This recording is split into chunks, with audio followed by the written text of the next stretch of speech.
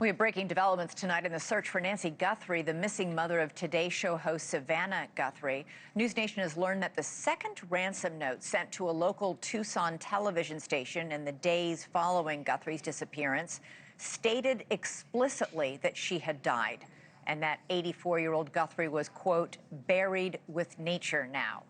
A source close to the investigation tells our Brian Entin that the note indicated Nancy Guthrie's death was not intentional, but that the note also did not offer any kind of direct apology for her kidnapping or what the writer of the note claims is her death.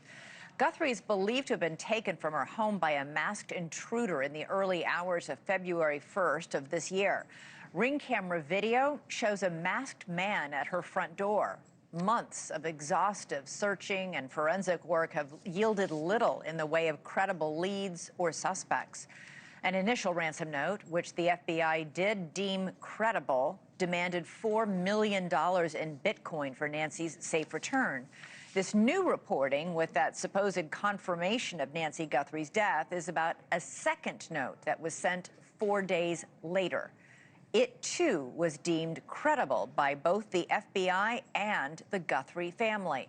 And the day after receiving it, the Guthrie family posted this excruciating response.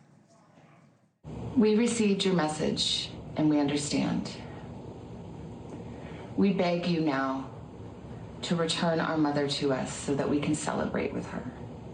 This is the only way we will have peace. This is very valuable to us, and we will pay. There were also plenty of fake ransom notes. We know that the full ransom was never paid. So just what does this information mean for investigators? Let's bring in NewsNation senior national correspondent Brian Entin and former FBI special agent and NewsNation national security contributor Tracy Walder. Brian, so we know that Savannah said in the one interview that she's done about all this that there were two ransom notes the family and the FBI took seriously. After that second note that they took seriously, she posted on Instagram, "We received your message and we understand." I just played that clip of it. What have you learned about what else that note said?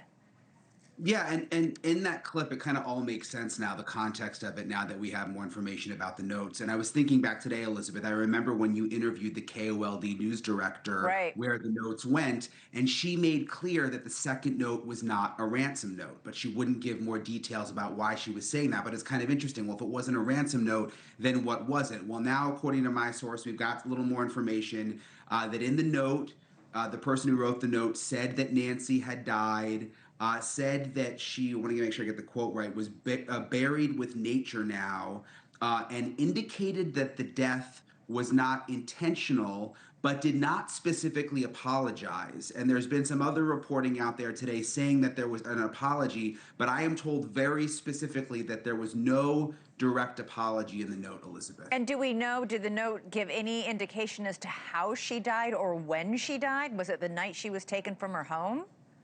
No, no, I don't have that information. All I have is that she died, that she was buried with nature now, and that it was not intentional. Tracy, we know that this is one of two notes that the FBI deemed credible. How do they do that? Which notes did they deem credible, and how do they assess that, given the fact that there were several ransom notes sent to both local TV stations and to TMZ?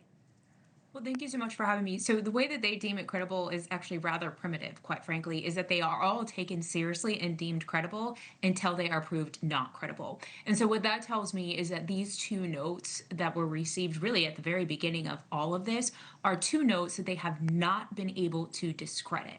Also, it was pretty clear to me, and I said early on, that the FBI was taking them so credible that they were essentially helping them write scripts to respond to these. And if the family, the Savannah kids, correct. Savannah Guthrie, her sister, and her brother.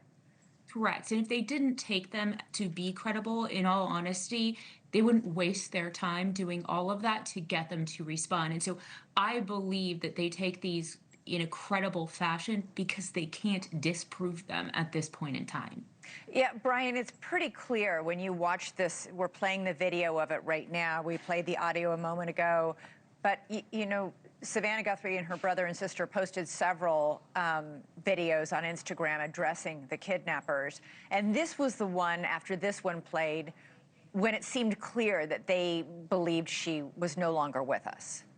Yeah, I mean, that was sort of the feeling that we got from it. Now we have confirmation from the note. In terms of whether they're credible, remember, Elizabeth, in the first note, we're told that there were things in that note that only a person who had been at the house would know. A floodlight that was gone, some specific things inside Nancy's room. So I think that's one of the reasons they believe that note was credible. What's interesting, though, is despite believing the notes, they didn't pay the ransom. And even in the second note, there was the possibility to pay to receive the body back, it seems like. But it seems the FBI still advised them not to pay the money. Tracy, why would the FBI advise them to do that? I just have to say, as a person with a mother in her 80s, if she disappeared and the first note said, I'll give me this much money and I'll release her back to you, I would pay it. And in the second video, when they clearly believe that she might be dead, they're saying we will pay anything to get her, in essence, her body back. So do they wait too long to offer to pay? So I respectfully disagree with what Brian's saying. They actually did put a little bit of money into that Bitcoin account. A test amount. Right. And by doing that, that's called tickling the wire. And so what they were trying to do was seeing if this individual would make contact with the money. And then that way they could track that, because clearly it sounds to me they were having trouble tracking either the VPN or the Tor that was used to send those emails or fill out the email form. And so they actually did attempt. My guess is the FBI said to them, listen, this is going to be a futile attempt because we're not going to be able to track this individual. So now it's up to you to decide. The FBI actually cannot legally tell them not to pay or to pay. They can advise them whether or not to pay or not to pay. But I think because they, quote, tickled that wire unsuccessfully, they probably lean towards not paying. Now, is it what I would do? I don't know. I'm not in that situation, but I think it was because they had made that attempt. Yeah. Oh, gosh. I just can't even believe this family still has no answers about this. It is unbelievable, really. Brian Entin, Tracy Walder, thank you both so much. Really appreciate it. Thank you for watching. Subscribe below and download our NewsNation app right now on your phone, and you will get fact-based, unbiased news for all Americans.